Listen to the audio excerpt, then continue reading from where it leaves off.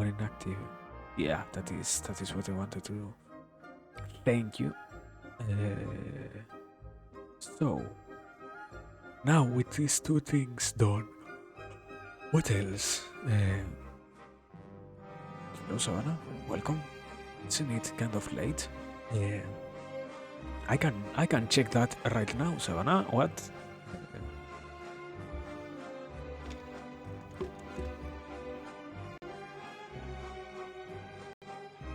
Savannah, it is almost 4 a.m. What's going on, Savannah? Why are you up at this time? Hello. I hope you're doing fine.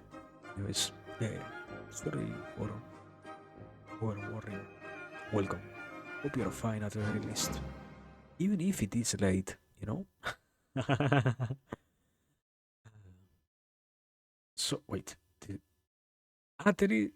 There are 5 complete seconds of no sound on this file. But here it comes again. Ta-da! And it looked amazing. Okay, I guess. As long as you are fine with that, as long as you properly sleep as much as you need, I guess. But welcome, here we are. I'm getting still some stuff ready. How much time do I have left? Okay. I think today we're going to have kind of a chill day. After all, I didn't get to experience that beautiful doses of knowledge found today in school. So yeah, I ended up not learning anything almost today. So yeah, I think it will be pretty good to instead try to do that here at the very least, you know. But well, besides that, let me see, because I have to move this from here. Profile. Also, I haven't checked yet, but I don't know. I don't know exactly what is the problem with the microphone. I am okay. In this exact position, it works as it should. In this one, but if I get any further from this, it stops working as good as it should. So I don't know what is wrong with that.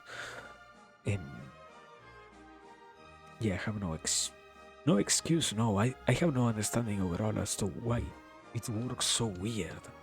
I guess.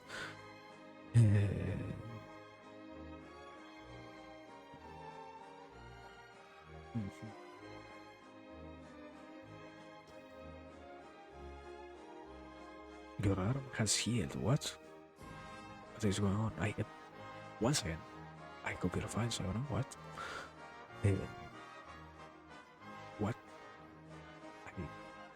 Yeah, but basically that.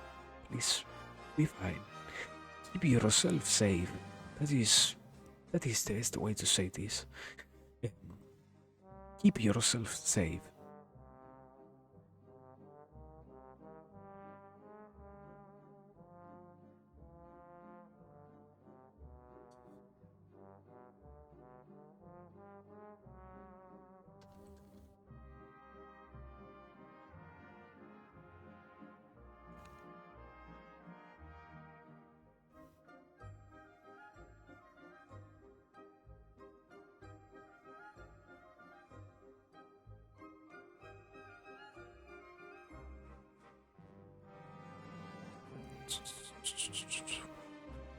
So, please apply.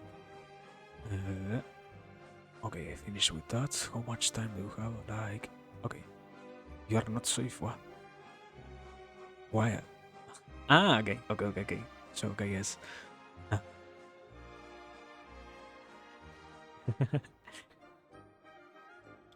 Then, if you're safe, that is more than enough. In my case, I can really say that it's a good enough. I believe to keep you during your rest and surviving yet another day is good. So I have 2 minutes left, I think. Sometimes I... Ah! I didn't open Bido. That is important, I guess. Let me do that. Also...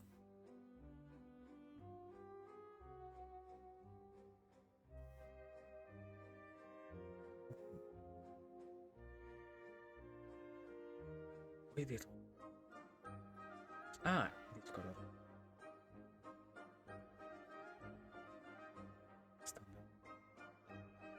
So, between Bido opening and everything else, we are almost in time for us to start, I guess. No, we still have a whole minute. This is madness. I feel like, well, uh, why I am not being captured? What's going on? What's going on? Okay, there it is. Thank you. I cannot save. I cannot the ADHD give. I think that would be fine. We see it as an addition, as a positive addition. Let me.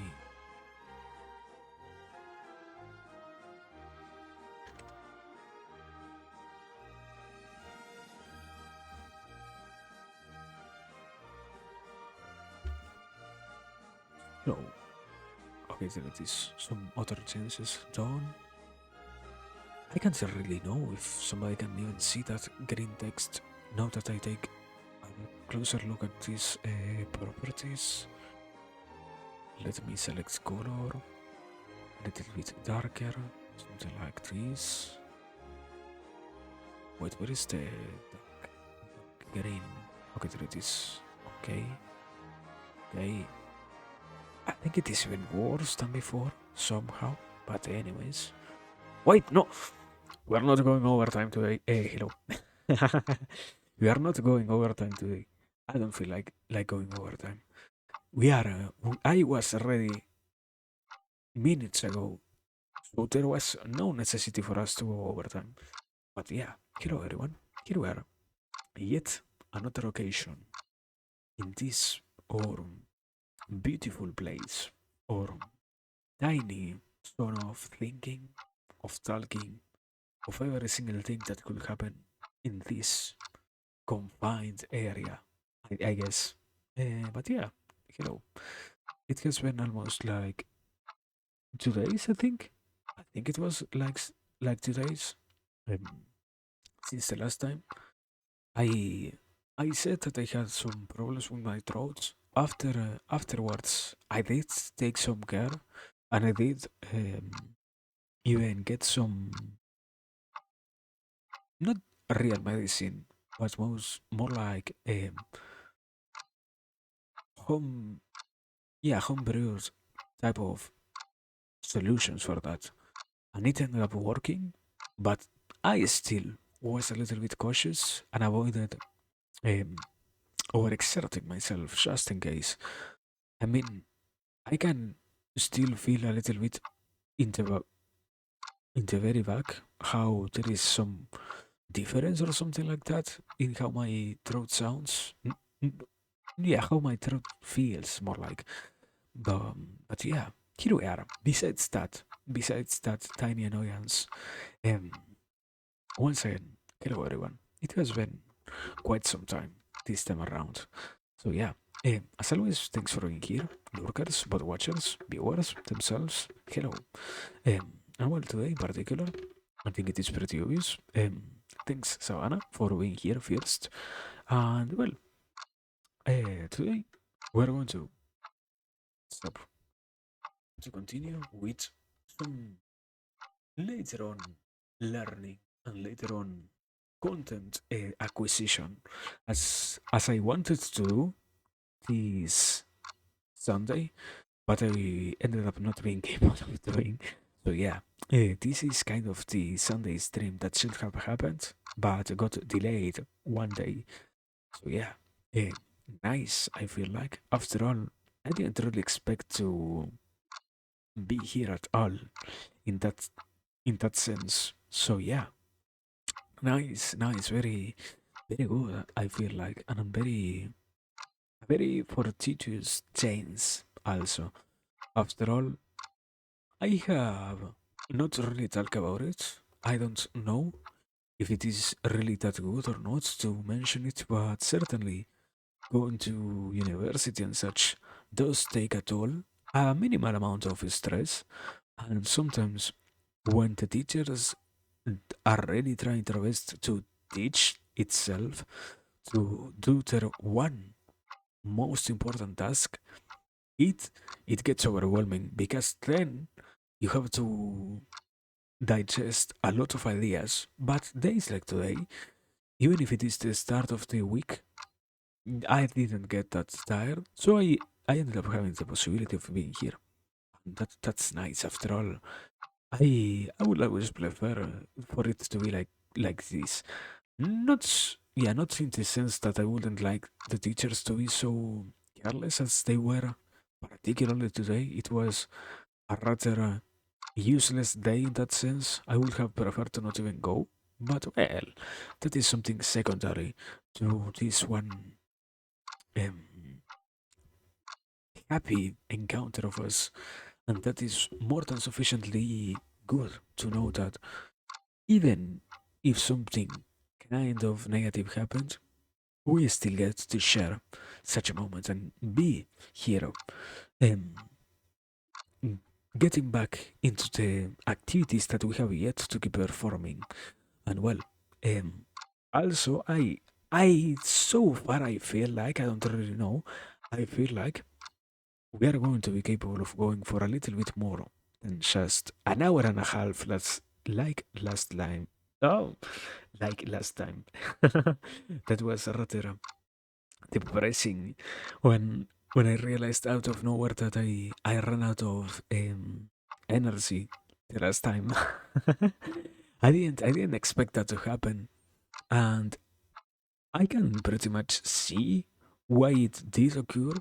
I think it mostly has to deal with the fact that sometimes when I have no pressure, I end up streaming a lot later on, and because of that, like it happened this time around, I went incredibly late, and I did so to such an extent that I obviously had to force myself to stay awake in those conditions, and even more, as I always mention at this point, to have to do all the things that we do here, and to do them uh, consciously and properly, is incredibly taxing on the mind.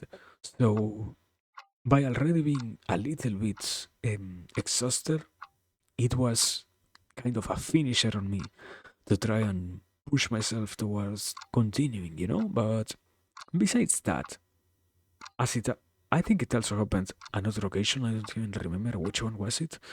Okay, yeah, I remember. It was one particular stream where I also went only for 1 hour. I don't even remember how was it that I started stream because I was already feeling tired, and I said, you know what, this is a good occasion for us to stream, and I talked for a whole hour about things that made no sense at all. That was funny, and that was yeah, that was certain an experience. But besides that, everything else has been, I feel like so far, not so problematic. Well, yeah. Besides that, now into something else, into something more interesting, less of just me, less of yeah, less of what did or didn't happen. I had been thinking, and I don't know. I have a lot of different things that I wanted to mention. I remember that today, for example, between all of the incredibly dead time that I had, I ended up taking some of that into directing my energies, I guess, towards trying to once again understand a little bit of numbers that do apply around my life. Because there is always something funny that I observe, and that is a lot of people has different incomes and different ways to produce or to earn or to ensure money coming towards them and similar things. And I accept that they are like that. I do not mean it as something weird, but rather that the interesting part is what happens with that money when you already have it in your hands. Because that is when, at least I myself notice, I am not really keeping in check how much I am spending or how much I am really doing or not with my money.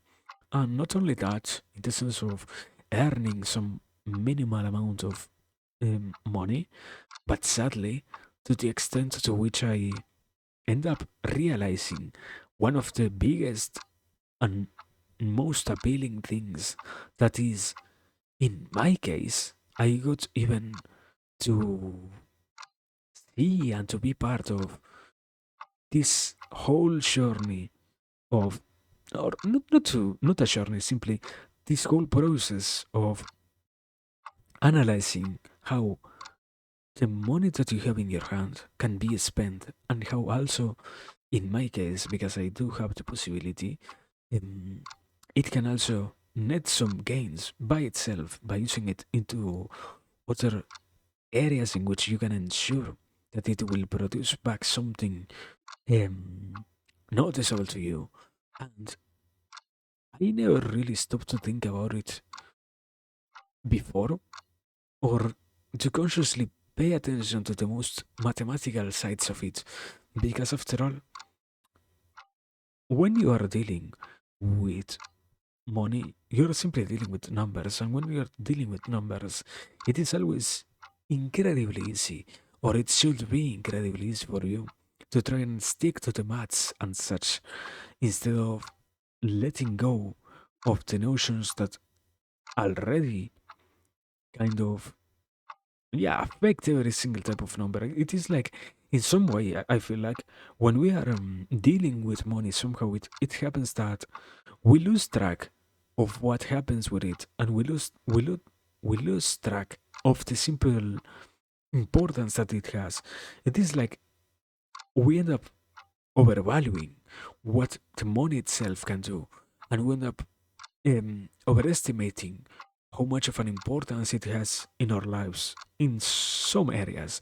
In some other cities, obviously, a very big factor to take into account. As always, you should try to have an insurance. You should try to do those things, but the reality is, you sometimes don't even have really the problems of,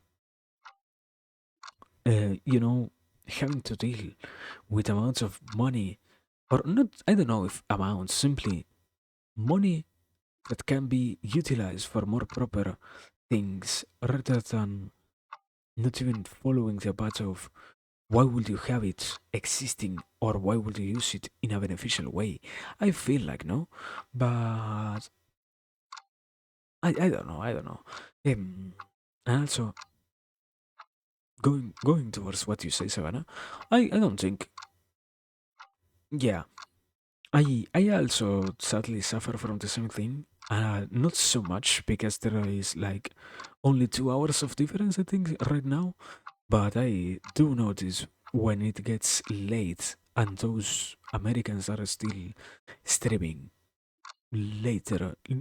Yeah, even later than me, because on their time zone it is just the right time. So it gets crazy to not experience and to not enjoy being in those streams. But I mean, I always have the pleasure, at the very least, of being with more people in the other times of the day. I feel like, I will sadly say, certainly I do miss some people who I really enjoy watching and who I really enjoy also talking with, but those who I do get to see have become also nice. I don't know, with entertainers, friends, how to call it, but certainly there is. You can keep in that same sense. You can always find others, not to replace, but simply to fill those areas. Um, but that is kind of crazy. After all, um, you certainly don't get to control that much. And I mean, yeah, even less something like what you mentioned there. You don't get to have control over what somebody else like does or doesn't do in that sense. But sadly, um, you won't have the interaction, right? You won't have the live feedback of such events.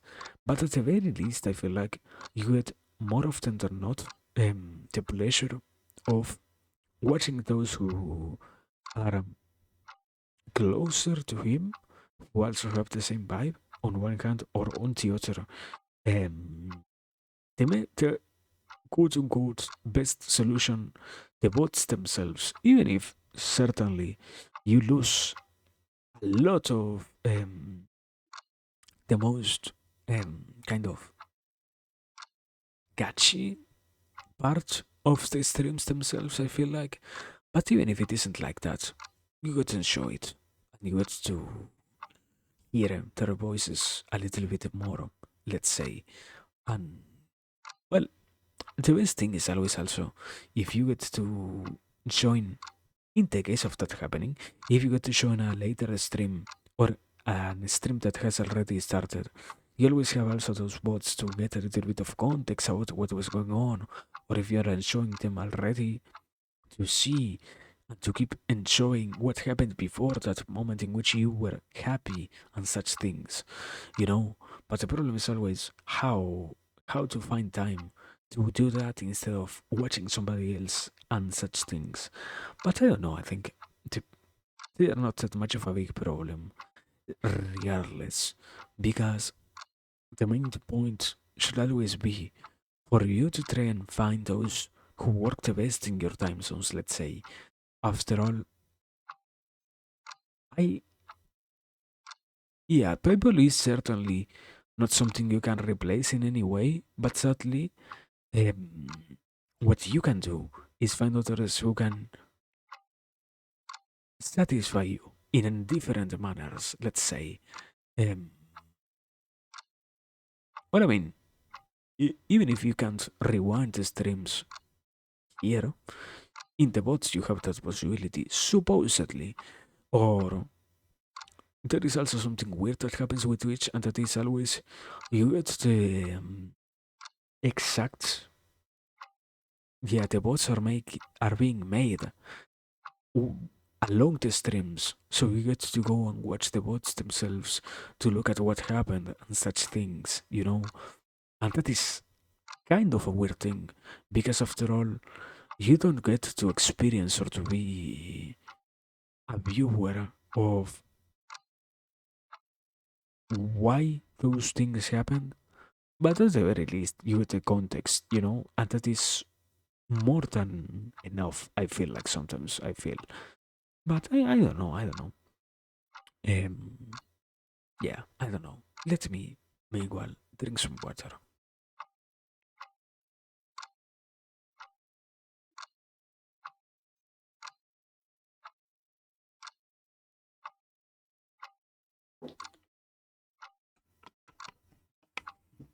I feel something like that is better. What I was trying to mention before, you get to experience somebody else content, and you can also find somebody who provides something almost completely different from what you were enjoying before, so that you don't have to worry about simply trying to replace the ones who you really liked. After all, that almost makes it inhuman. So you just simply find somebody who you like in this more proper time zone that does really pay attention to your necessities, let's say, because after all, it is incredibly problematic to not have those people providing you with streams. I feel like so. Yeah,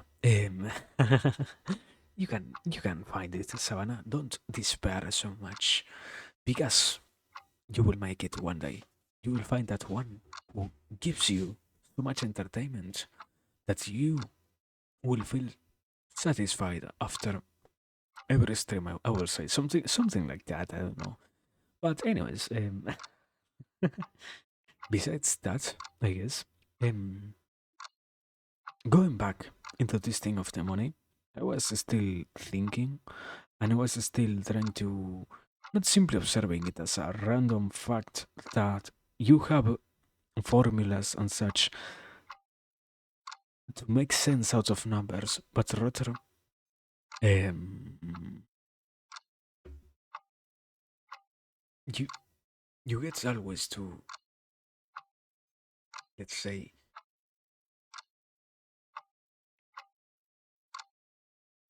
I believe you get to, by learning about how it works, you get to use it more wisely in a certain way, no? After all, it isn't a necessity for you to worry so much about something that can come and go so easily. I feel like when it comes to money, but I'm still, yeah, I'm still trying to make sense out of that one myself. And I guess, yeah, thank you, Savannah. That is that is very flattering. I will say. I will have to accept. And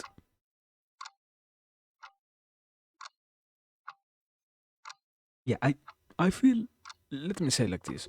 I think it is hard for me to not deflect something like a compliment. So I by simply mentioning this, I am trying to express that, yeah, I take it as something good. And I sorry if I in some way discredit what you said or try to make it seem less important. I yeah, yeah. I one of the many struggles of ourselves, let's say, one of the many, one of a thousand, I guess. But yeah, yeah. It gets to be very okay, okay, yeah, yeah. Let me say like this. It gets to be very, very good to know that somebody enjoys what is being created here after all. It even if sometimes it doesn't feel like it, I guess. Um there is a lot of intention and there is a lot of work behind it. So certainly if you can say it with confidence, I can also with confidence say thank you. Because after all, I mean, everybody who creates something in almost any way would be al- as thankful as somebody like me in this case would feel. Because the main objective is always not simply to make it for the enjoyment of yourself, but rather to also get others to see it and let others be part of such a process. So yeah, um, after all, it is always a beautiful thing to hear. I feel like. So with that, I hope it was comprehended that I am thankful and that I am in no way trying to discredit what you said. I I guess. So yeah, let me continue with this because words hard sometimes. Uh, Feelings are not so easy to express. Let's say. So yeah, um, going back into this idea of money, I didn't simply say that money was in some way more comprehensible or more entertaining or more easy to manipulate. I feel like that is a very good term to see it as something that just out of nowhere happens. I think it is the applied attention to what is a very, not a very, one of the dailiest things that we utilize in our lives. Mm, And the constant observation of these things is what lets you, in these cases, be part of the process by which you get to know how much of a useful thing it is for you, or not really, to have these different, not just tools, but rather wonderful, yeah, wonderfully managed resources to relay back into, let's say, no, to lay back into, sorry. And by having them properly observed and by having them also considered as what they are, one of the many expendable things that you need to be ready to use instead of just something that out of nowhere might come and go without so much of an idea as to why such things happen, is what leads you to a better life in the sense of not just losing that first idea of money that we create when we are childs about, wow, money is that thing that lets you out of nowhere buy ice cream or get some foods that you like or buy a new toy. um, More like you used to learn, if you put attention into it, how useful it becomes for you to find in your reserves enough money for almost any situation that might happen to not only you in particular, but also anybody who is around you who you care enough about, so that if it was necessary, you'll have then, once again, the tools for such a situation. And that's why I feel like more often than not, these things hard to hard to see in a manner in which you don't obsess with them out of nowhere, or you don't lose sight of how many different uses it might have. I mean, after all, I think this is a pretty well known idea, or what's the name also? Um, yeah, a pretty well known refrain that is money dominates you more than you dominate money. That something like that, I think it was. And it can truly happen in the sense of you not really noticing how much of an obsession you have created with such things, but more often than not, you really don't have a necessity over just unnecessarily putting your attention to it. And I think by consciously learning which uses it might have and such, you get then to deal with the enjoyment of, once again, having prepared yourself for any possible situation that might need something like this, no? And I don't know, I think, but yeah, systematically speaking, we are not really told how how we might even reach such a point. After all, there is a lot of, I have been learning more and more these situations in which the knowledge is out there, but what is always required is not the knowledge, because as I said, it is already created. What is needed is for the will of the individual to out of nowhere move them towards that knowledge, because by itself nobody is preaching this type of tools to the rest of the world and to the rest of the people and such.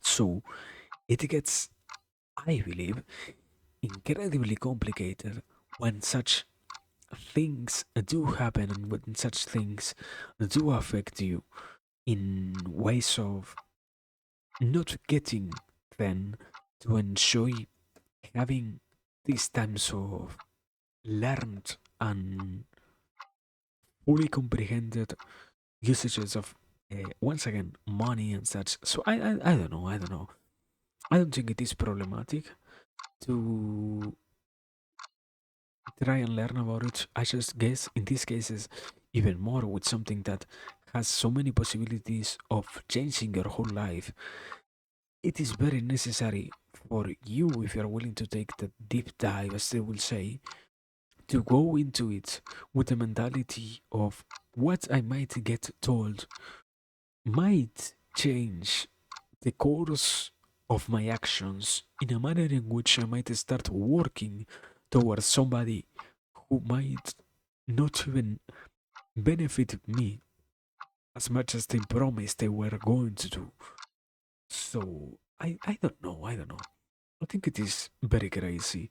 I think it is obviously a very hectic problem. But the most. Have a good night, Savannah.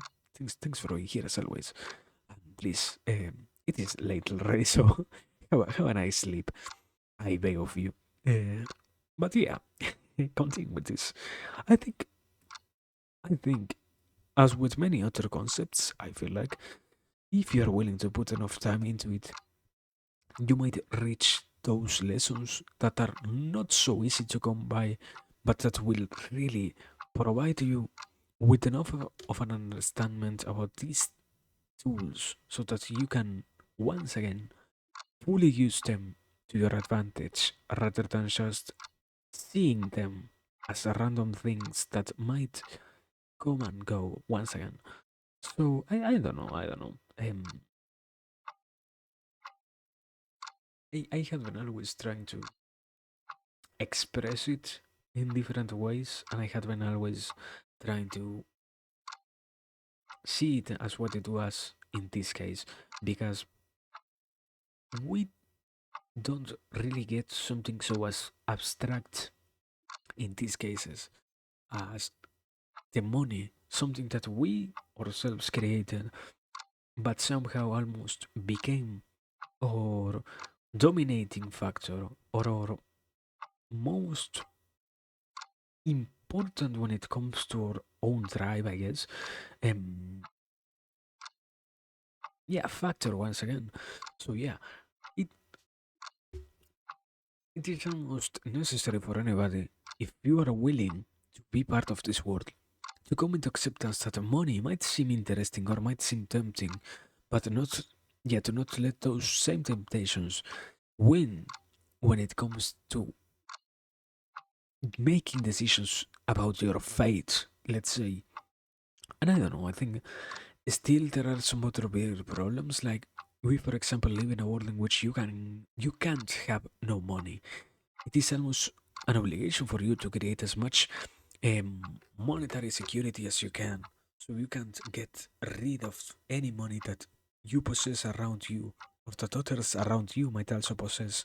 So that is by itself already one type of problem. And even more in other different, very similar ways, I feel like.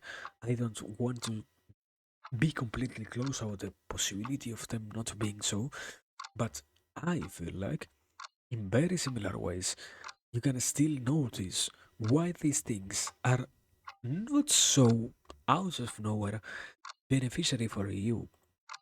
So I don't know, I don't know. You can always, let's say, try your best to not let those things take so much control of you and and similar things. But I don't know, I don't know. I I guess just let's say like this, just by being part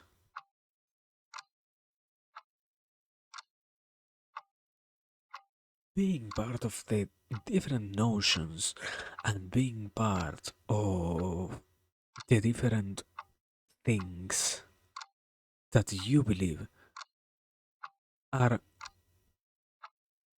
not so good for you is a very interesting way of letting yourself grow.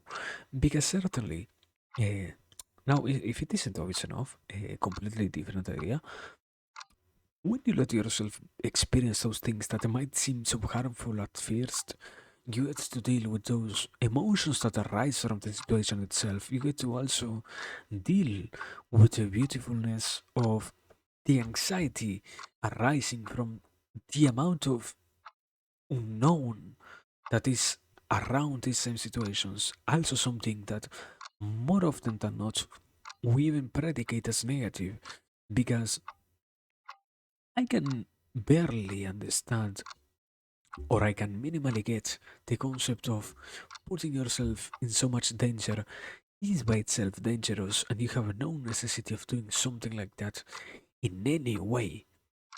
On one hand, but on the other, I also do observe what is so much of a big truth on at least on my side, and that is you really don't have a necessity over obsessing on shielding yourself from the bad experiences that might happen. Because it is true that a lot of things are not going to be beneficial for you. I mean, you don't have to experience how it feels to put your finger in a meat mincer to know how much of a pain it might be, or to even get why it might be painful to start with. So, by itself, it already is a hard notion to come across that things that you are imagining might be overamplified in your mind rather than how bad they really are in life. But more often than not, there is this very well known notion in which by confronting the fears that you possess, you get to grow bigger, not just because you have actively dealt with the problems that exist in relationship to your l- negative sides, but also because you obtain the possibility, you acquire the possibility of, by learning how much of a real threat they were or not, now also getting to see which parts of similar threats that you believed existed around you have this similar sense of fakeness around them, let's say. So these type of experiences do have their own rewards. And the problem is, once again, you need to create them consciously, I feel like. And yeah, to do so is to go through the process of not the worst. It certainly won't be the worst, but consciously deciding to put yourself in a bad position, something that most people don't even try to do, and something that most people don't even wish to do. Because after all, how will you believe that it is beneficial for you to experience bad things if so far your whole life has been made up of good things that happen to you, or the good things that you can remember have only felt good? There are very few experiences which we might go through that, while they are bad, we feel good, let's say. Or besides, obviously, the most dangerous ones like drugs, addictions, usage of, yeah, no, not simply usage, abuse of different types of substances, or, yeah, in the figurative sense, addictions also, and doing so much of something and such, which is by itself dangerous, also feels incredibly good. Besides those things that are the easiest ones to identify, there are still things that you can feel a reward after going through the pains that come along with those actions themselves. As in, I think it is pretty obvious, no? That by itself it is painful to exercise, but the amount of chemicals released in your brain that make you feel good and throughout your body that let you not only feel good, but more often than not even have a good time when it comes to sleeping, or have an easier time when it comes to sleeping and such, are major factors when it comes to seeing that there are good things behind the bad aspects of what you are avoiding to deal with. So you can slowly overcome the problems arising from, in these cases, not confronting your fears. And that, I feel like, is one of the major steps that almost anybody has to take. The only real problem in these cases is, sadly, we don't get to do it so often, and even less, we don't get to consciously participate in such things. Because, after all, why would you do it if there was really in your hands no obvious instantaneous reward that was going, in these cases, was going to let you observe why by default it felt good or something like that. I don't know. I guess the problem is, as with similar concepts, you can't really get something like this by just out of nowhere hearing how somebody tells you why doing X or Y might feel good.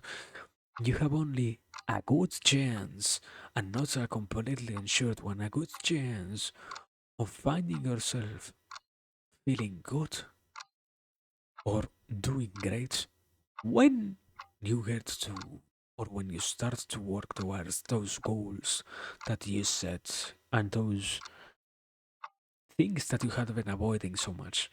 But that can only happen when you willingly take those steps, I feel like.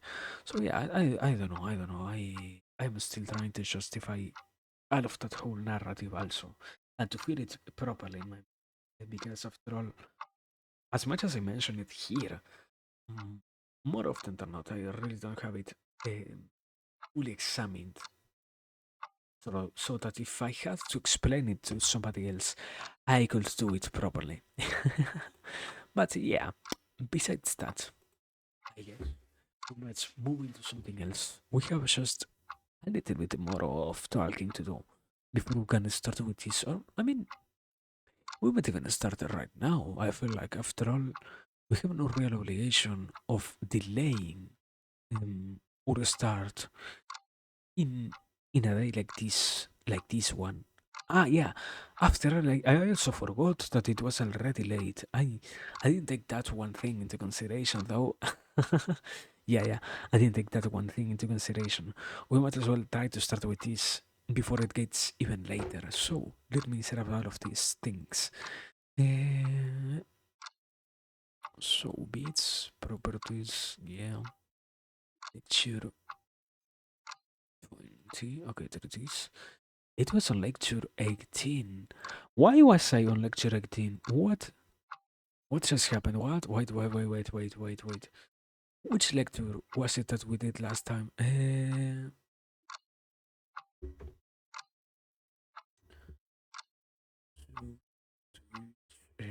Which lecture was it that we left in?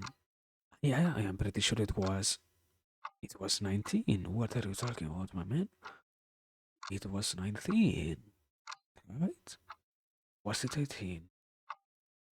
It was 18. What? Why did I fail so bad? And we also have the title that it is Lecture 20. No, no, I failed. Let me go 19. Well, I guess this time around I really did an oopsie with the all of this. I guess I uh, somehow yeah, somehow it happens. I feel like, damn son, I really not pay attention to that. Fuck. This is the best. This is probably what makes everything gain so much sense. After all. Yeah, I don't have anyone to really blame here.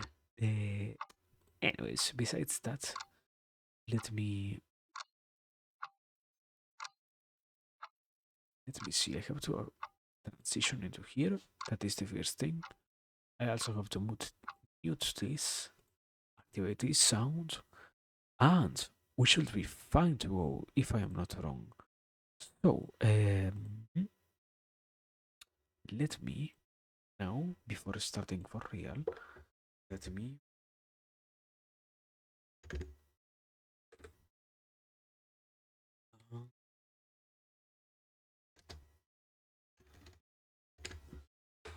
There it is. a Amazing. Now Creative how to Commons change license. stuff. Your support will help MIT OpenCourseWare Wait, continue wait, to. wait, wait, wait, wait, wait. Wait, because we don't have a bot. I forgot about that. Bots are incredibly dead. Wait, wait, wait, wait. Did it change category?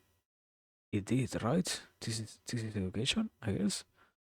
Category? Which category is this one? Yeah, okay, okay, okay. We are in the proper one. Thank God. So now, for real, sorry. Back to hero. Uh,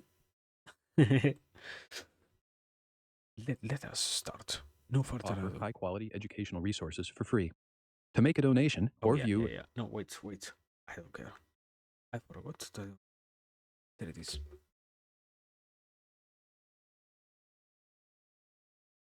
What stresses you? You don't have to divulge something deeply personal, but in a general way, what stresses people? So Lack of sleep. Yeah, lack of this sleep is a is pretty good stress. stressor. This is about stress.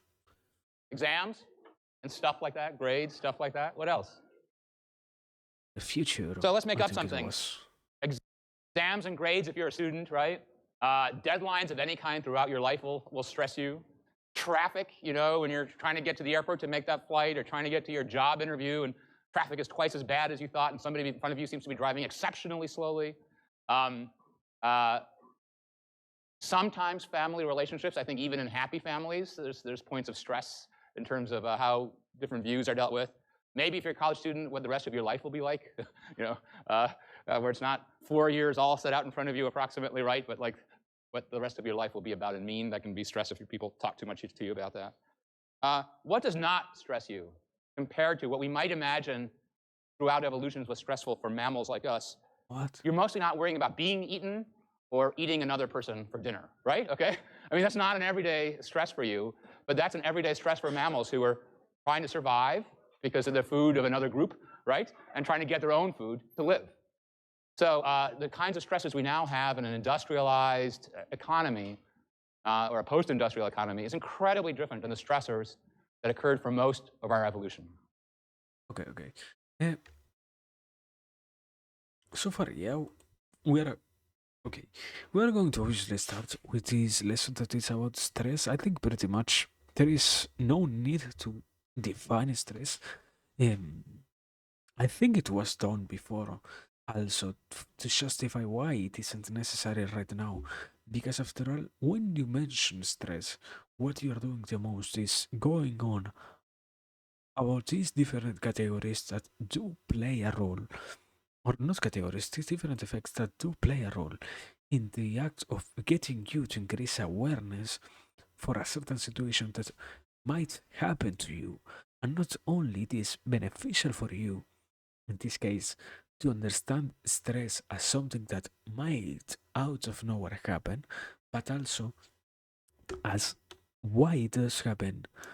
Because, and I guess this is going to be defined later on, stress is almost one, yeah, it's almost completely manipulable if you get how it works in yourself and how it can be modified to act or not in your body.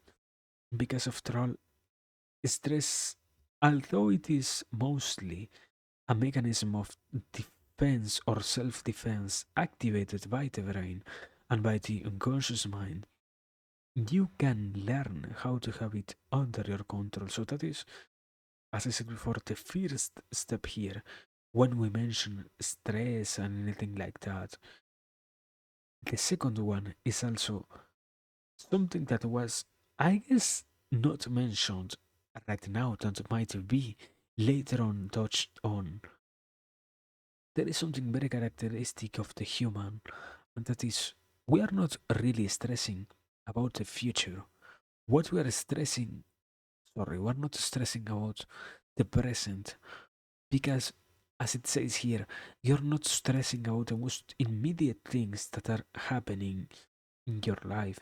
What you are stressing about is rather to try and understand what the future might hold in for you, because this is where it gets funny, and this is where you get also to learn about why stress is so easy to find in your own life, let's say.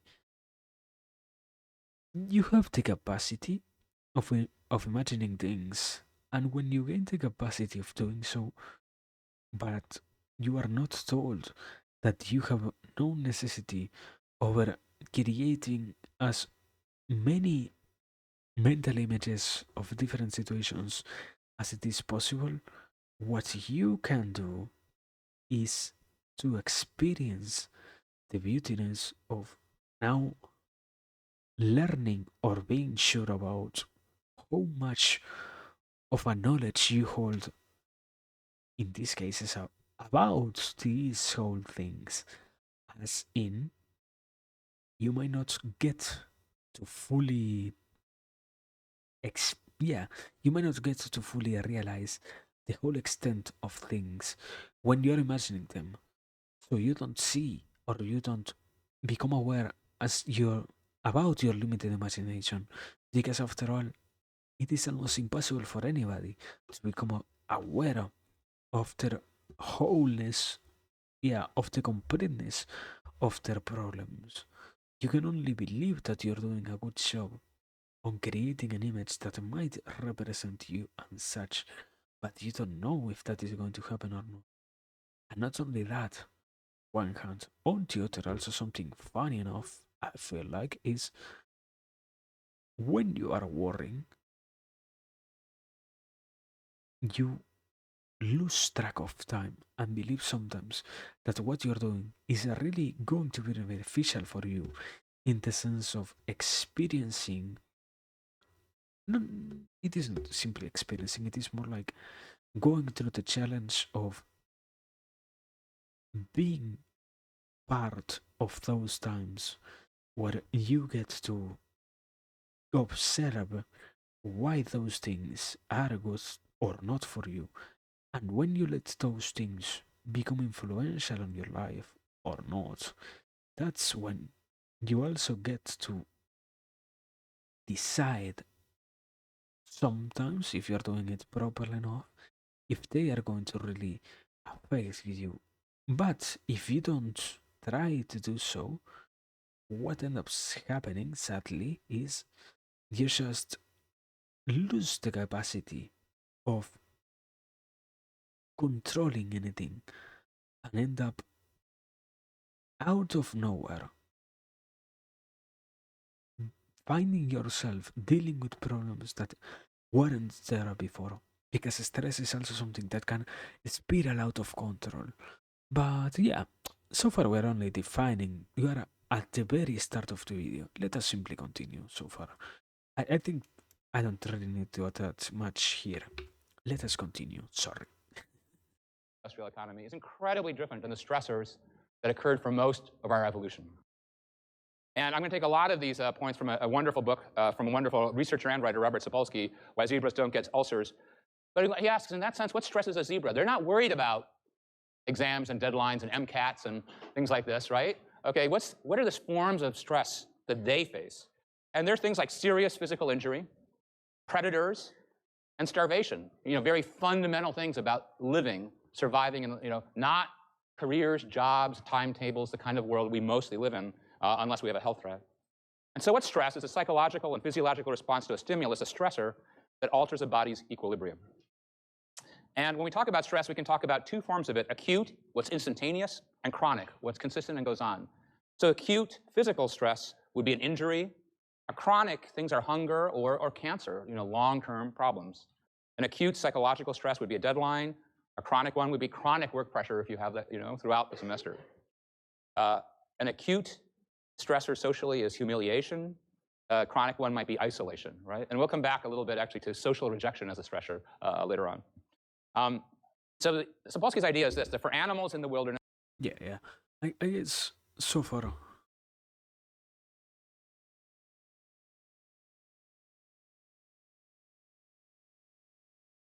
Okay. I guess what is being defined so far is only the factors that do come with taking into account the rest of trying to learn and trying to be part of these whole processes related to what triggers stress so far, right? Mostly here, as it was mentioned before, you are yet making the distinction between what causes one type and what causes the other one. In the next one, it is pretty much well presented now, what I kind of talked about before. That is, when you develop consciousness, you get to stop worrying so much about things that you can ensure very easily once you get capable of imagining or realizing the wholeness of your capacities sometimes, let's say. So yeah, I don't know if I can add more here and it will be useful, or it might get also added later on. Let's see so far. Let's see. Let's see. Maybe there is going to be a topic change as it tends to happen here. So Later on. So Sapolsky's idea is that for animals in the wilderness, and for us maybe for a long time in evolution, stress is typically acute, physical, and responsive. You know, something dangerous happens, it's about your bodily survival, and then you act.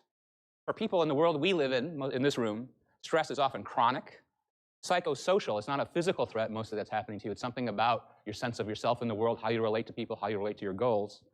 And it's anticipatory. A huge amount, we talked about it for pleasure also, the anticipation of reward we talked about turns on your dopamine system once you know what the reward will be, not the reward itself. But when it comes to fearful things, we also know that we can have dread.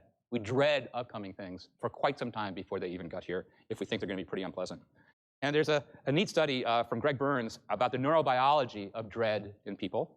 So it's an fMRI study, and in a way that was approved by human subjects, they were waiting for a cutaneous electrical shock to the foot. So it's a shock that's enough to be unpleasant, but not enough to be dangerous. And people signed up voluntarily to do it. And at each trial, as you sit in the scanner, you're told what's the voltage level going to be compared to the most unpleasant they use in that experiment, and how long until it comes. So the voltage is, you know, how painful it's going to be, the duration of time, and something about how long dread can develop in anticipation of a painful stimulus. And at first, you got the warning, and here comes the pain. After a while, you get a choice, and this is the interesting thing. Would you rather get, for example, and you could think about this, 90% voltage, that is 9/10 as bad as the whole experiment ever has it, in 3 seconds, so something pretty painful pretty fast, or would you rather have 60% voltage in 27 seconds? So you can decide for yourself, which would you rather have? And you can see they're trading off in people's choices the actual physical pain, which is greater than 90%, versus the period of dread, the anticipation of something miserable coming up, in the case where it's less pain but a longer run-up.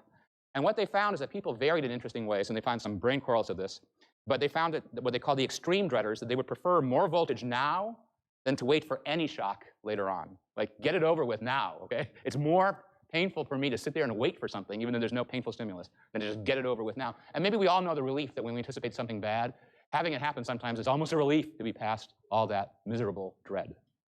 So where in the brain does some of this occur? okay, yeah.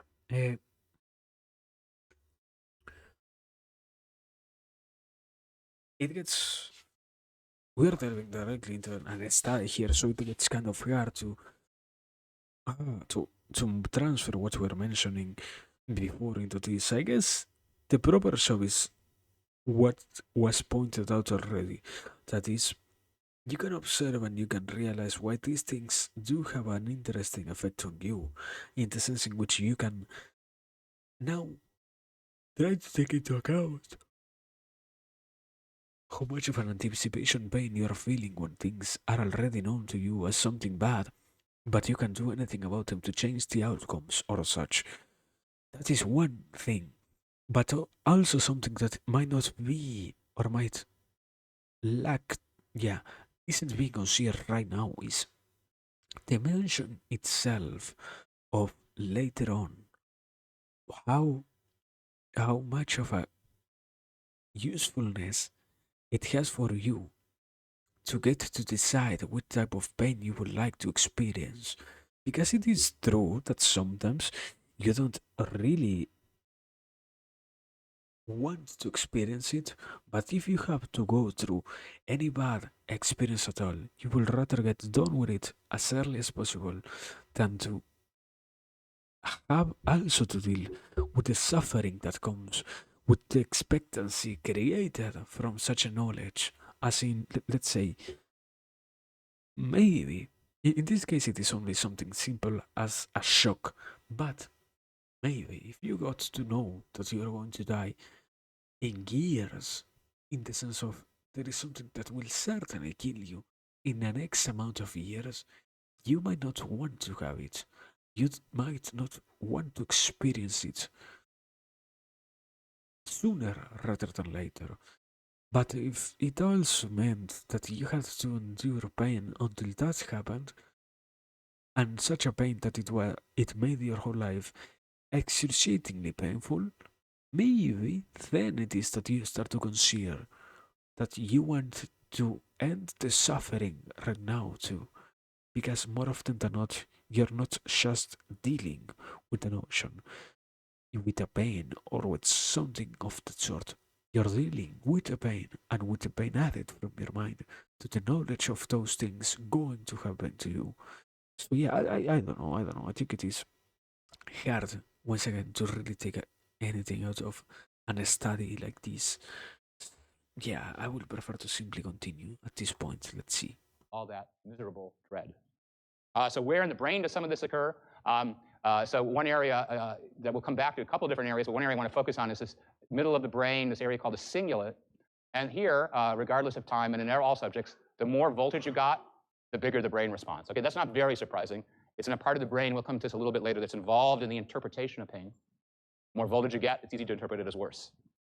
And then they said, what's the difference in the people who are the extreme dreaders, the people who would say, no matter how bad the pain, I would rather have it now than wait for a lesser pain for a few more seconds, okay? Give me the worst now, I have to get it over with. And what they found in the brains of those individuals, shown in red in this figure, is that even before anything was coming on, in these same brain areas that responded to the pain, there was a rise in activation as if the pain was already happening, right? The same areas that are involved in responding to the pain, especially in the people who dreaded it the most, who would take more pain now to avoid the wait, those parts of the brain are already showing a pain-like response before anything has arrived, a physical manifestation of dread. Let's go back to mortality for a moment. So in 1900, think about this. What were the major... But yeah, I mean, once again, it gets pretty easily shown that there are things that do happen in your inner area when it comes to experiencing pain.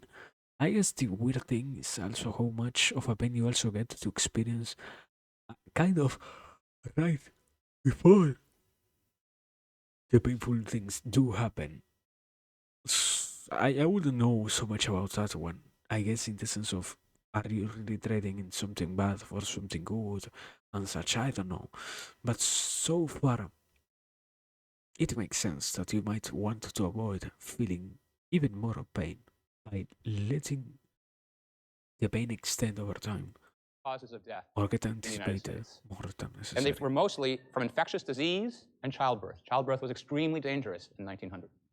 So the most common source causes of death were pneumonia, tuberculosis. If you know about this, it won't surprise you, but if you haven't studied this in history recently, influenza flu. In 1918, it killed more Americans than World War I, which was high at that year, okay? It was killing many, many people. And childbirth, and especially, of course, that's going to be in young women.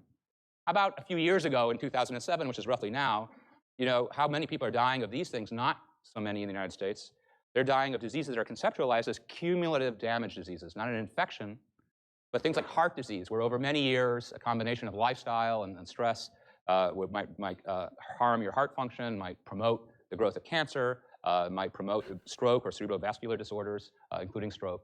And many of these diseases are viewed as a combination of long-term lifestyle things, maybe exposure to toxins in the environment, and some mixtures of those. Not a one-time, one-shot infection or child delivery, but long, slow processes that finally culminate in mortality. So many of our current ideas... I mean, yeah, you need to be kind of a scientist to understand this one also.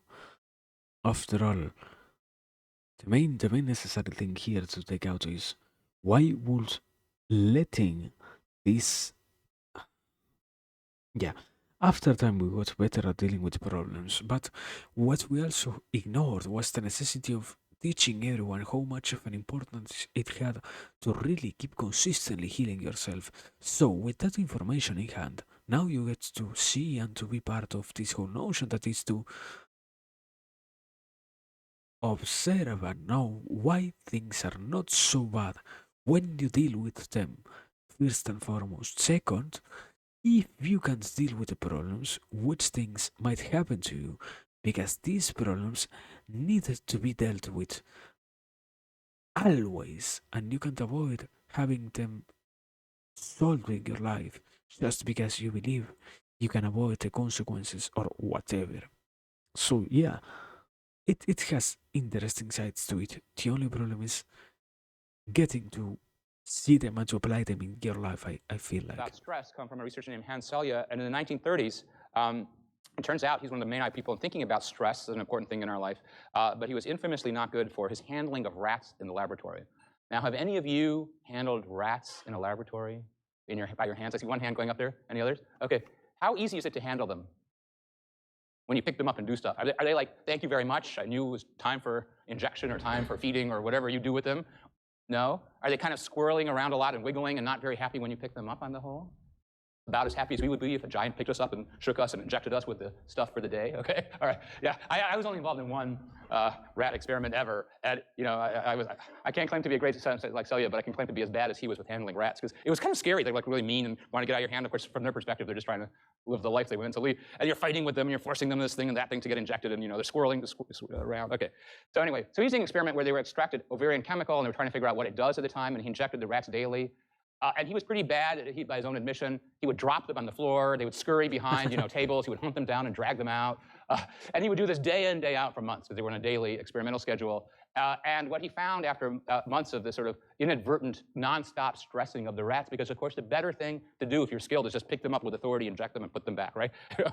So all the fighting and stuff from the poor handling is not making them any happier. What he found in them is peptic ulcers in their eating system, enlarged adrenal glands, shrunken tissue, immune tissue, but it wasn't about the ovarian chemical, it was also in his control rats. Basically, he was giving all of them stress-induced physiological changes.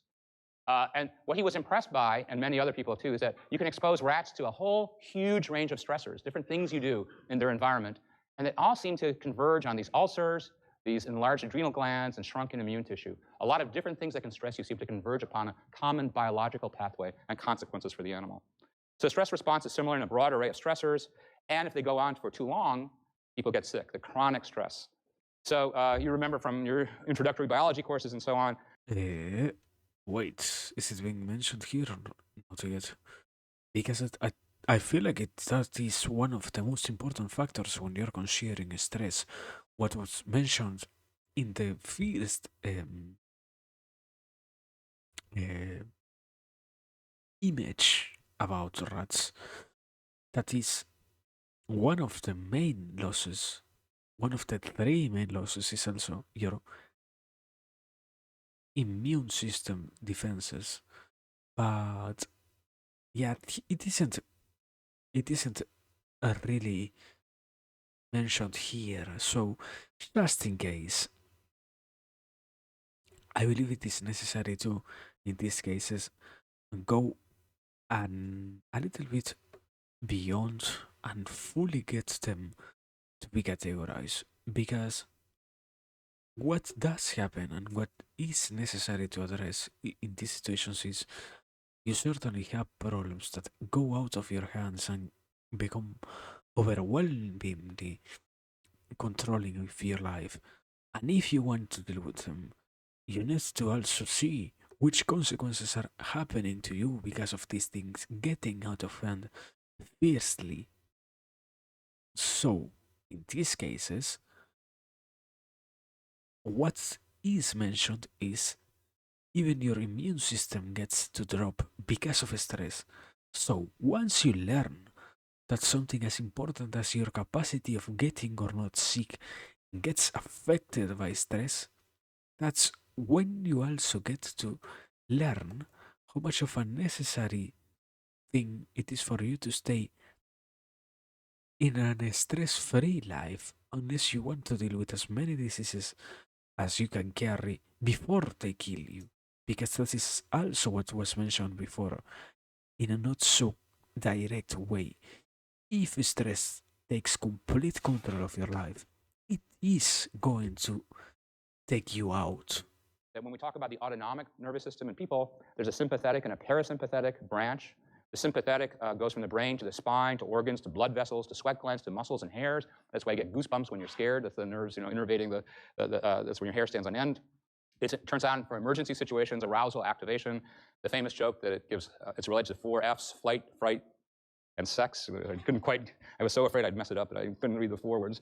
Flight, fright, fight, and sex. And it releases epinephrine and norepinephrine. That's the same thing as adrenaline or noradrenaline. One's English American, one's American American, the same things. The parasympathetic is your Zen couch potato system. It operates highly when you're asleep or you're eating or you're relaxing. And so you can talk about different organs and how they're responding to the 2 kinds of systems. When one is up and one is down, they're sort of in mutual opposition or balance. So in the heart, when you're sympathetic, when you have to activate and run from being attacked, your heart rate speeds up. Your parasympathetic system will turn it down. For the blood, it's speeded to muscles, and when you're in sympathetic action, and when you're in parasympathetic relaxation, it's drawn from the muscles to other organs. Part of that response, too, is the hypothalamus, which releases corticotropin-releasing hormone to the anterior pituitary. In about 15 seconds, that releases ACTH into the blood. That reaches the kidney, and a few minutes later, that produces glucocorticoids. Okay. Hear me out. I think I know this is not related, and I don't really like sometimes to go so much out of our own way to insert ideas that are completely made up on my own mind, but I think there is a pretty interesting concept here because I personally didn't even know about it, and that is what happens with blood that is being directed, in these cases, sympathetically and parasympathetically in the body. I didn't take into account that, and I didn't have it learned as something that does happen consistently. So, now that I do it, and now that I have these notions in my hand, I can pretty much see a big connection that happened. And that is one of the few interesting things that is always getting told to relax is to feel stress or to stress your muscles and to then let them relax. And although it is correct to say that, what also gets ignored in these cases is how much of a necessary thing it is for you to try and do your best so that the stress created inside of the muscles gets moved with the blood, something that you can pretty much feel happening. Because when blood flows fast enough, you feel the pressure building up inside of your veins. And if you can then take advantage of these notions and these situations to use them towards advancing or not, and towards getting or not to experience these benefits, then it is that you, once again, get to be part of this adventure that is of relaxing in this case, no? But yeah, I don't know. I simply wanted to make that stop because I never saw it being so clearly shown as here somehow. Drawn from the muscles to other organs of blood. That reaches the kidney, and a few minutes later, that produces glucocorticoids or steroids or cortisol. That's often used as a marker for a stress response. So a sort of brain to hypothalamus to pituitary to kidney circuit. And then one can talk about how what can be an adaptive response in an acute emergency can become maladaptive if it's chronic and happens over and over again. So mobilization of energy, good when you're escaping danger, but if you have it all the time, maybe it leads to muscle weakness, myopathy, fatigue, or diabetes. Increased cardiovascular tone, good for escaping danger. Stress-induced hypertension, not good. Suppression of digestion, you don't want to start to spend energy on digestion when you're running for your life. But if you suppress it too much, it's associated with ulceration and colitis. Suppression of growth, we'll come to that. If you're in a growth period of your life, that's metabolically expensive to do growth, okay? You turn off growth mechanisms briefly when you're in sympathetic action. Reproduction is turned off or down, too much of that, amenorrhea, impotency, loss of libido. Suppression of the immune system, again, you're turning down energy spent on immune processes temporarily for emergency, too much of that, and you could have increased disease risk. Sharpening of cognition, you want to be as smart as you can be, right? Under dangerous circumstances, having your system in high gear all the time can lead to neuronal death, and I'll show you an example of hippocampal shrinkage that occurs with stress in that way. So everything that can be adaptive in one hand can be related to stress-related disorders on the other hand in the heart or in the arteries. And here's a picture of a stomach ulcer. We'll come back to that because the ulcer is one of the great interesting stories of the second half of last century is the complete reinterpretation of why people get ulcers. So let's talk about that now. So the adaptive response. Okay. Um, I guess so far it shouldn't be hard to get what is being mentioned in this site and these concepts, right? After all, there are different ways in which your body responds to stress and different functions that start to be lost once, in these cases, you let stress take so much control of you. The only kind of problem I think is that you don't really have to see them all as so influentially negative to you, and even less, you don't have to let these cognitions shape the way in which things are going to also happen to you, because that is the most amazing reward, I think, or in this case, almost curse.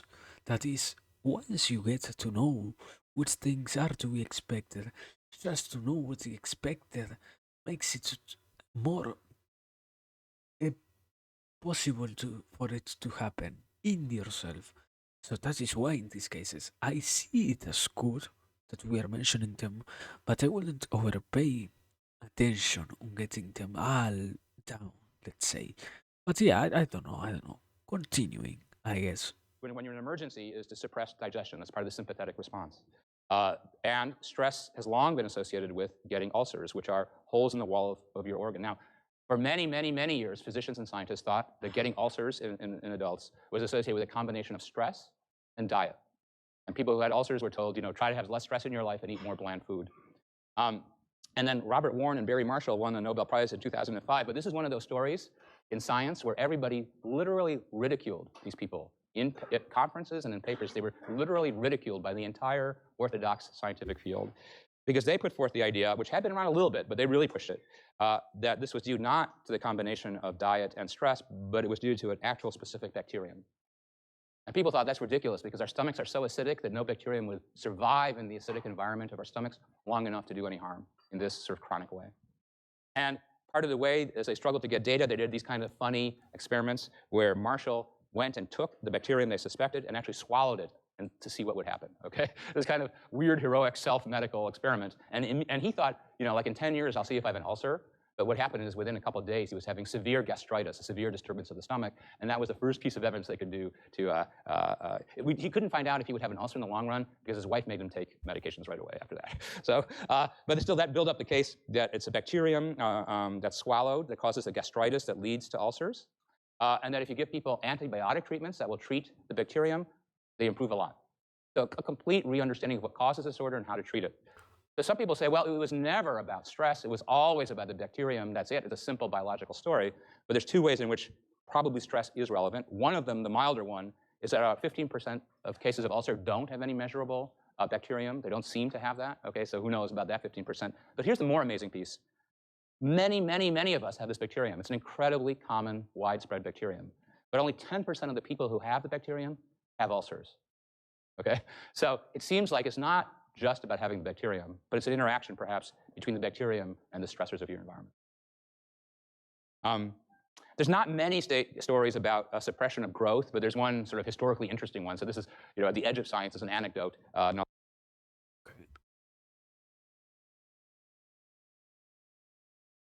think, yeah, before moving on to what is mentioned here, I think a pretty good point to light, yeah, to bring the light on is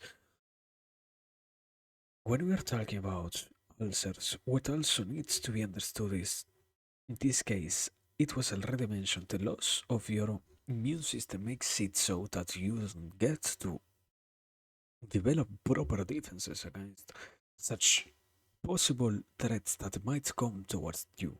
So, by now taking into consideration these things, you get to, in these cases, see a lot of times which things are already trying to affect you or not. And by, in these cases, I believe, consciously doing your best to avoid those problems instead of letting them grow so big and take so much control of your life, you can ensure almost your survivability. The problem itself is, once again, Sometimes stress is created because the person is incapable of living those stressful situations, be it voluntarily or involuntarily.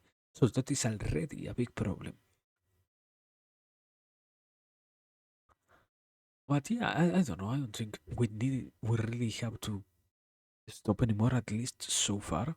The problem is these examples are very on point. You can't really add that much. But let's see. Anyways, I'll show you a clinical case. You can't do many experiments about this, about what's called psychogenic dwarfism, an inability to get to standard height that's thought to be based on psychological principles. So this is a story of a British Victorian family.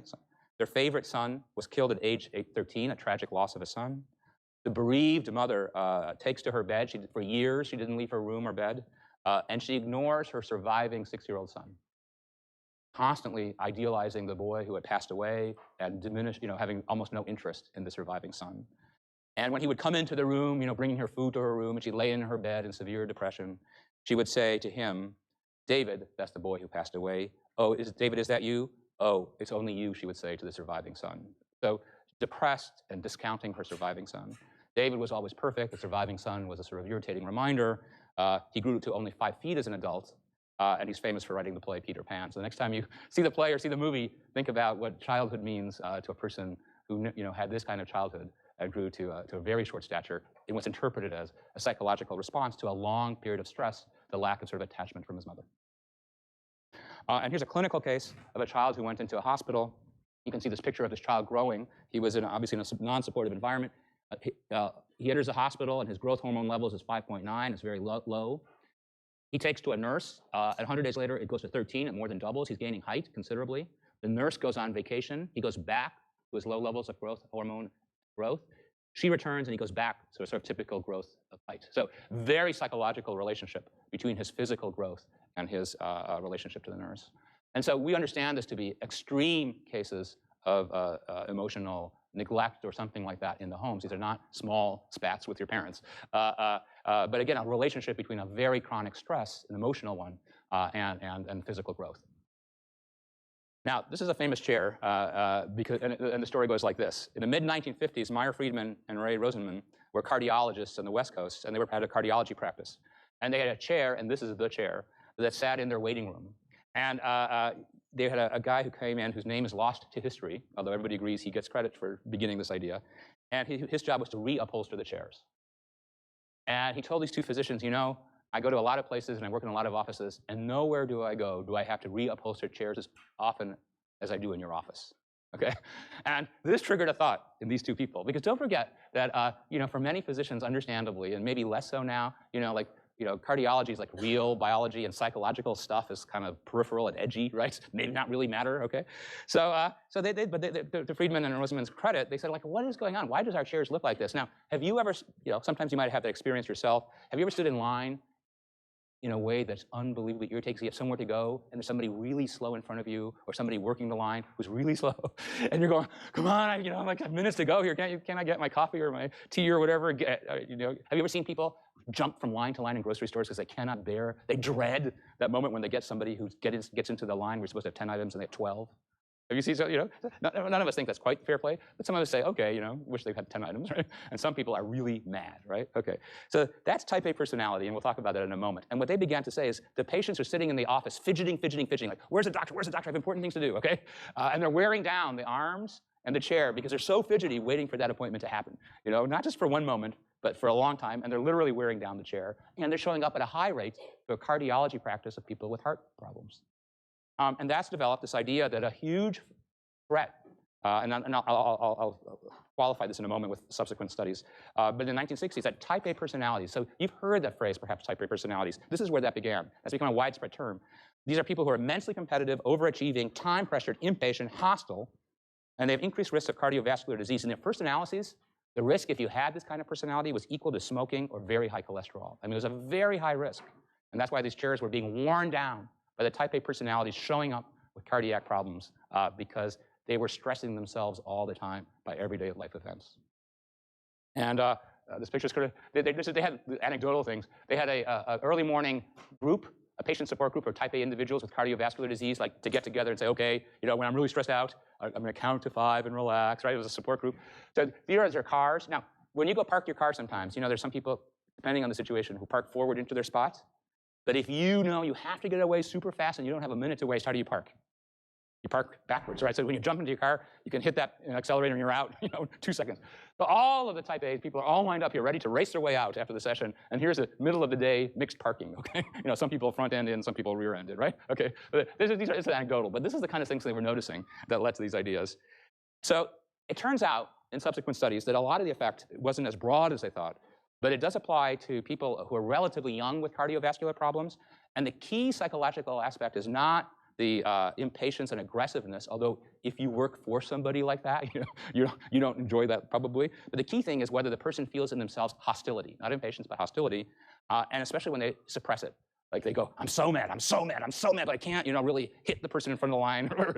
And that person brewing with hostility and suppressing that rage is actually pushing up the risk of cardiovascular disorder. So again, we talked about adaptive stress response. Okay. I think this one is particularly useful. After all, this study opens up a lot of different possibilities related not only to the study itself, but also to other concepts that might as well happen to appear also on very similar ideas. So that is a very good starting point, I feel like, because after all, when you get to observe somebody who is neurotypically inclined to nervousness, what doesn't get replicated that much or that much explained properly is the different consequences of this. And what was minimally mentioned was the similarities between how much this stress was affecting their body to the level to which they were even feeling like they were not completely, they were simply imitating the amount of damage at their body that somebody who is smoking does to themselves or similar things. And I guess, not that I guess, I observe that as a very major factor when it comes to try and show people that these things coming from stress need to be controlled. Because after all, once you get into play field, something that can show you how much of a damage you're really doing to yourself instead of simply saying, wow, stress is bad, then it is that you can consciously do your best to lower your amounts of self created damage, I feel like. The problem is, in these cases, there is not so much of a clear way, I feel like, on one hand, and on the other, there is also this factor that these people who are neurotypically inclined towards nervousness, even if they are young and later on they might notch it down a little bit, as it is a popular saying, you don't get to know if that is going to happen. And sadly, for them, it is a complete rationalization of their problems that they believe they are doing the good thing by not letting their defenses go down. But their reality itself shows something completely different, at the very least, to establish a starting point, I feel like. So that is sufficient, or sufficiently good, I feel like. But yeah, continuing. Pushing up the cardiovascular system. So again, we talked about adaptive stress responses, and for practically every one of them, what can be understood to be a stress-related disease when that form of stress continues chronically and unabated. And here's a picture of a neuron in a healthy animal with lots of dendrites and arborization, and the withered neuron in a hippocampal animal given lots of stress in laboratory experiments. So you can see it at a neuronal level, you can see the behavioral level, you can see it at a disease level. The stress, chronic stress is toxic in many ways. So one form of stress that occurs after really terrible experiences is post-traumatic stress disorder. And you may have heard, where do you hear these days most of all about post-traumatic stress disorder? Wars. The wars, right? The unabated wars in the Middle East for American soldiers going over there under many tours of duty, under constant fear of explosion, for the civilian populations in those parts of the world under nonstop war and threat for many, many years. So if you did a brutal, vicious experiment of people under constant threat for their life, unfortunately, you couldn't create probably a more perfect one than the Middle East for both soldiers and civilians for the last decade, right? Constant threat and danger for people everywhere all the time. I was reading a story about one soldier, for example, civilians as well, who was standing in line to get his toothpaste. IED blows up and he loses his leg. That's what the life is like for those soldiers. And as you know, because in the U.S. We have a volunteer army, soldiers are sent again and again for years, altogether. And the civilians living there all the time, that's the world they're in. So brutal stress induction. Just a few months ago, the number of American soldiers who died from suicide is now on a monthly basis exceeding those who die from war injuries. Think about that. The number of active American soldiers who die from suicide is equal to or higher in many months nowadays than the number who die from war consequences of bombs and things like that. So there's a lot of interest in PTSD from the war, for civilians being exposed to the war, and then from individuals who have brutal episodes in their lives tragically of assault or rape. So severe anxiety disorder that can develop after exposure to any event which results in psychological trauma. People re-experience the original trauma through flashbacks, dreams, increased arousal, hypervigilance. And it's very common for anybody who goes through an emotionally brutal experience, and it persists strongly in what's estimated about 20% of people who go through something like that. So people have tried to understand, what is the brain basis of PTSD? Who's at risk for it? And how does it happen in the brain in a way that treatments might become more effective to help people? So one thing that was observed, and not everybody gets this finding, is that individuals with smaller volumes of the hippocampus, that when they look at soldiers with PTSD, they tend to have smaller hippocampal volumes. So let's ask the question, how could this be a cause, or how could this be a consequence of a severely traumatic experience you have, like serving in a particularly brutal and nasty war, or being a civilian one? But these are soldier studies, so we'll focus on that. How could you tell? They come back from the war, they have PTSD, they have smaller hippocampi. Was that a risk factor for becoming somebody with PTSD into a high-stress situation? Or was it the way that the war situation made you have PTSD? Is it the cause or the consequence? Does that make sense? Okay. So here's an approach that people have taken. They did a twin study, and I'll show you the graph in a moment, where one twin, this was for Vietnam now, went to serve in Vietnam, and one twin did not serve in the military at all. And these are identical twins. And then they asked, is the hippocampus smaller in the twin who never went? And the logic was, and it's not a complete certainty, but the logic is, if the twin who stays home in the US also has a smaller hippocampus, that suggests that it's a risk factor for PTSD rather than the way that PTSD develops in the brain. Does that make sense? It might also play a role in that, but it's present even before that. And that's exactly what they found. This graph, I have to get the projector fixed, but there's two steep lines here on your notes, you'll see. They're both pretty steep. The top one is the correlation between severity of PTSD in the soldiers who went and hippocampal volume, and the bottom one's hippocampal volume, and they're twins who didn't go, and they look incredibly similar. That is, the larger your hippocampus of either the twin who went to war or the twin who stayed home, the larger of either one correlated with the PTSD in the twin who went to war. That make sense? Okay.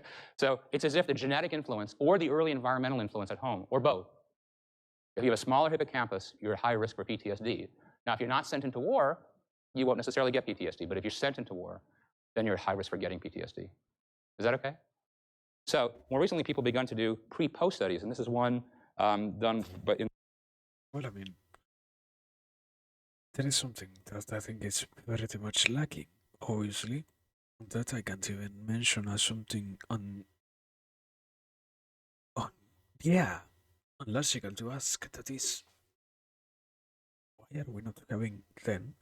If the important is to not lose any more people, why are we not having more proper studies towards those who are interested in getting in such places? As in, if you want to get into the army, you might as well show firstly if you are capable of handling the pressures that do exist, not only with your will, but also physically with every single part of yourself.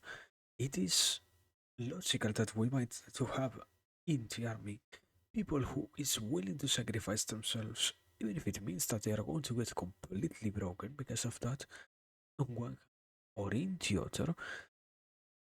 We might want to have only those who can survive, because after all, training soldiers costs a lot of money, and we don't need to have so many expenses towards those who are, as it said, their teacher himself, sacrificing themselves because the stress created from such bad experiences overwhelmed their lives, And I think I don't want to say it as something so negative, but I think the root cause for such problems in these cases is the volunteering part.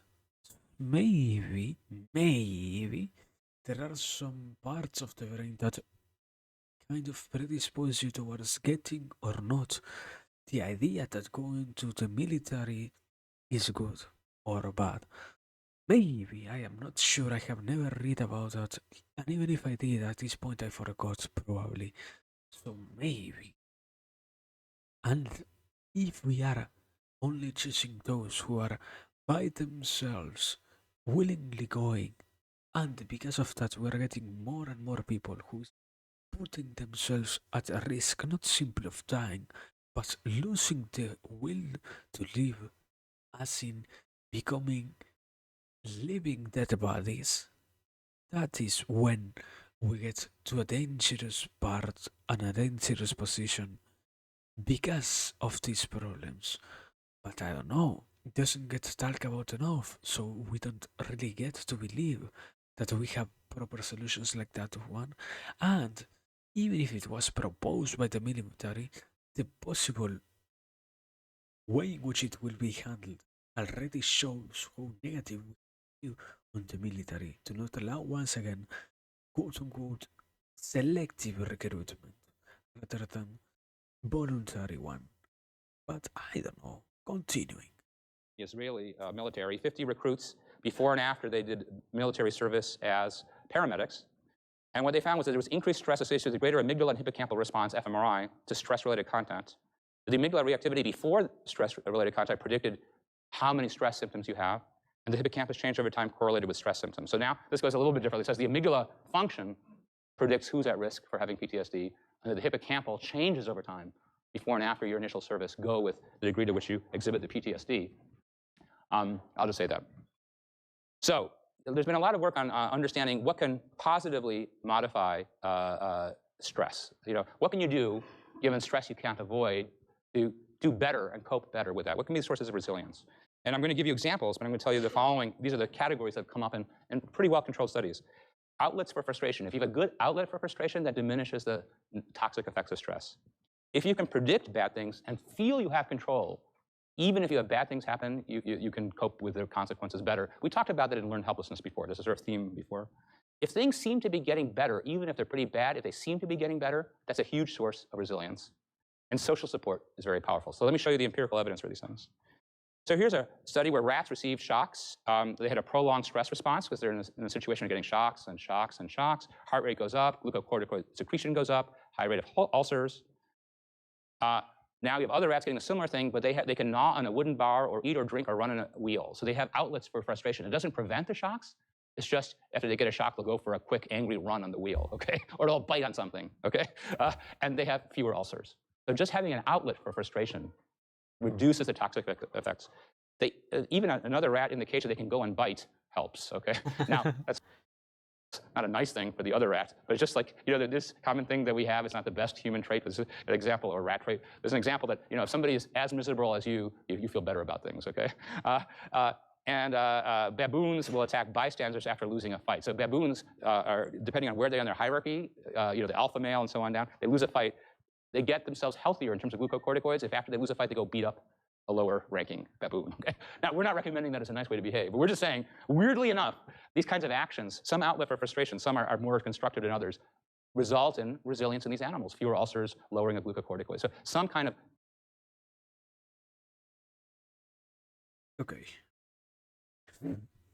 outlet for stress. How about predictability and Okay. I think this is a pretty good point to stop. I feel like on one hand, and on the other, it also is a nice point to make a very good notation, because certainly what was being mentioned here is the quality or the capacity that we have towards trying to help others and such, in a sense of doing our best.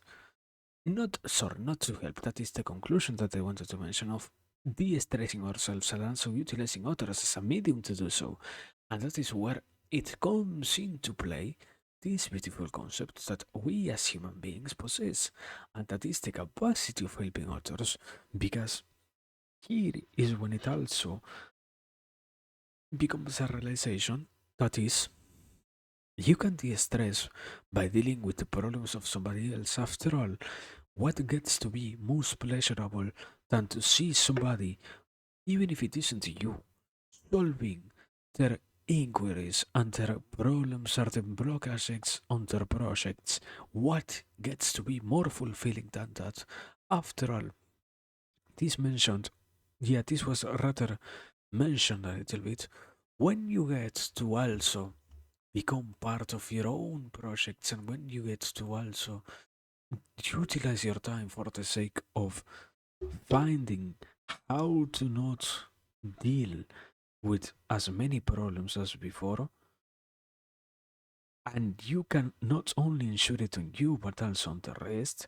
When you get that to happen, then it is that you can say that you are ensuring your survivability. But until that gets replicated in your body, you will probably keep stumbling onto the problems that relate to releasing this pain. To a certain extent, probably, I guess the best way to deal with anxiety, even if it isn't by helping somebody else, what was pretty much a good point and a pretty obvious one even for us is de-stressing yourself towards physical exertion or towards channeling that energy into something different, let's mention. Because that is also a very big part of this. Once you get the chance of channeling all that stored energy and that accumulated, I wouldn't say hatred, I will simply say anxiety from those emotions, be blown out properly, then it is that you can say that you have removed from yourself the biggest problem and the biggest blockage that applied to you. But you need to consciously search for those things, and you can't in any way whatsoever believe that they are going to happen out of nowhere if you are not pursuing those types, yeah, those type of experiences, let's say. So that is also another thing to take into consideration. But well, that's so far everything that I can mention up to here, sadly. So before I get once again more sleepy, I think we are ending it here today. I think we did a pretty good show. We got a little bit further than the first half, so that is already good. And well, we will see where we're continuing next time. I don't really know which direction we might try to go in. Um, but yeah, as always, thanks for being here, thanks for watching, thanks for lurking. We had a nice one, and we will try to keep replicating these things later on. We will have yet to deal with the second half of this um, lesson, so that is also something to look out for as well. That's everything for today. As always, thanks for being here, thanks for watching, thanks for lurking, and remember to stay safe, remember to stay nice, remember to stay hydrated, remember to rest if necessary, and well, even if we don't get back here, thanks for everything. It's always a pleasure to be here. Please remember to keep yourself safe. That is the most important thing. So yeah, now once again, thanks for everything and goodbye. Bye.